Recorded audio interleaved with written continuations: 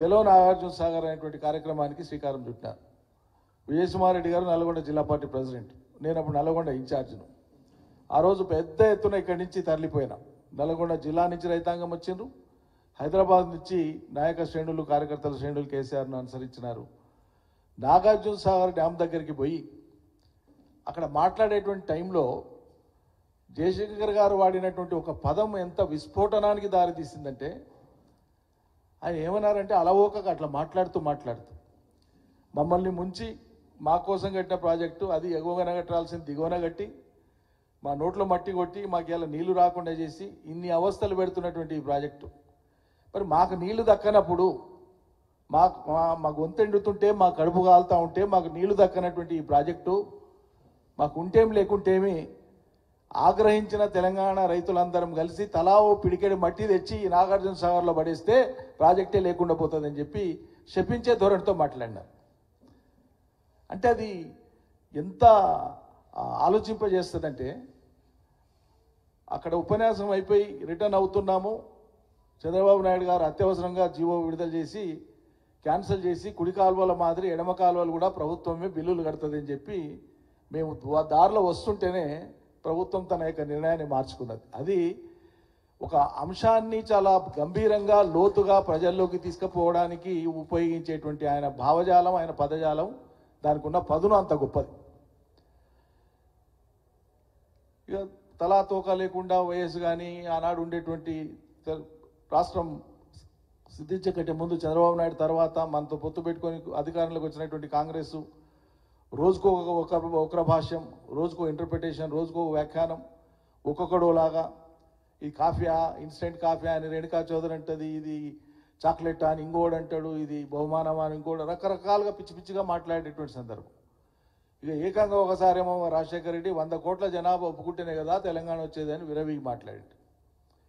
వీటన్నింటి తర్వాత జయశంకర్ గారు, కేసీఆర్ గారు కలిసి ప్లాన్ చేసి స్ట్రాటజిక్గా కేంద్రంలో ఉండేటువంటి 36 పార్టీలను ఒప్పించి వాళ్ళందరితోన లేఖలు తీసుకున్నారు. స్ట్రాటజిక్గా చాలా వ్యూహాత్మకంగా ఒక్కొక్క పార్టీని ఒప్పించి తెలంగాణ కోసం మేమంతా సానుకూలమే అని చెప్పి, అంటే అంతిమంగా అటు బీజేపీ మీద ఇటు కాంగ్రెస్ మీద మెడ మీద కత్తి పెట్టడానికి ఈ 36 పార్టీల లేఖల్ని తీసుకొని వచ్చి వాటన్నింటినీ ముద్రించి జయశంకర్ గారే స్వయంగా రాసిన ఆ లేఖలన్నీ.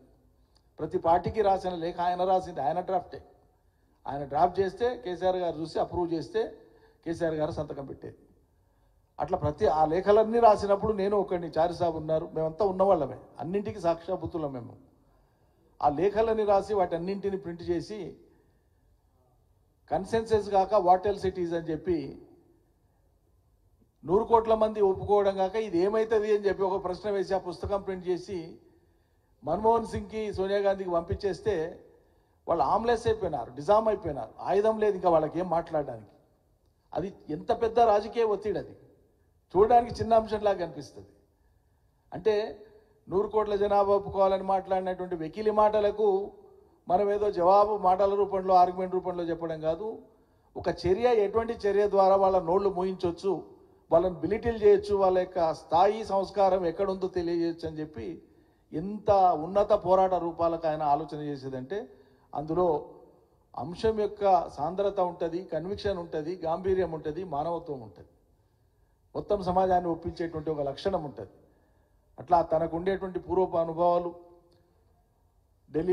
ఢిల్లీ ఎకనామిక్ స్కూల్ కావచ్చు, మన్మోహన్ సింగ్ గారి యొక్క వ్యక్తిగత స్నేహం కావచ్చు, సిహెచ్ హనుమంతరావు గారి యొక్క వ్యక్తిగత స్నేహం కావచ్చు, ఆయనకు ఉండేటువంటి అధికారులలో, విదేశీ రాయబారులలో, కేంద్ర సర్వీస్లో ఉన్న అధికారులలో, ఆయన సమకాలికులు కానీ, ఆయన శిష్యులు కానీ, ఆయన స్నేహితులు కానీ ఎంతమంది ఉంటే అంతమందిని ఏరి కోరి ఒక్కొక్కరిని ఎవరి సేవ ఏ రకంగా, ఎవరి మాట ఏ రకంగా తెలంగాణలో మన గొంతు వినిపించడానికి, మన న్యాయబద్ధమైనటువంటి అంశాన్ని ఒక ఒడ్డుకు తీసుకురావడానికి ఏమేం చేయాలనో ప్రచారం చేసుకోకుండా, ప్రచార కకృతి లేకుండా, కీర్తి కావాలనేటువంటి ఒక ఖండూతి లేకుండా పూర్తి నిజాయితీగా, నిస్వార్థంగా తెలంగాణ అంశం కోసం పనిచేసినటువంటి మహనీయుడు జయశంకర్ గారు.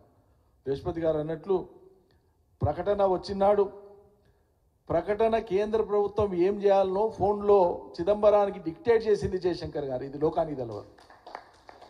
కేంద్ర ప్రభుత్వం ఆనాటి హోంమంత్రిగా చిదంబరం గారు కేసీఆర్ గారి దీక్ష విరమింపజేయడానికి రాష్ట్ర ఏర్పాటు ప్రకటనను ప్రకటించడానికి ఏం డ్రాఫ్ట్ చేయాలనో మేమే చెప్తాం, ఆ డ్రాఫ్ట్ ప్రకారంగానే మీరు ప్రకటన చేయండి అని శాసించి కేసీఆర్ గారు చెప్తే ఆ లైన్లలో జయశంకర్ గారు ఫోన్లో చెప్పినటువంటిదే అక్కడ వాళ్ళు టైప్ చేసుకొని అది చదివినటువంటిది చిదంబరం గారు. అంటే చిదంబరం గారి ప్రకటననే ఏనాటికైనా జయశంకర్ గారికి ఒక నివాళి లేదా ఒక గౌరవము అదేగా మనం భావించాలి. అది ఆయనకు ఉండేటువంటి గొప్పతనం. ఈనాటి తరంతో పాటు భావి తరాలు కూడా ఒక జయశంకర్ లాంటి ఒక అద్భుతమైనటువంటి తెలంగాణ వాది ఇగో ఈ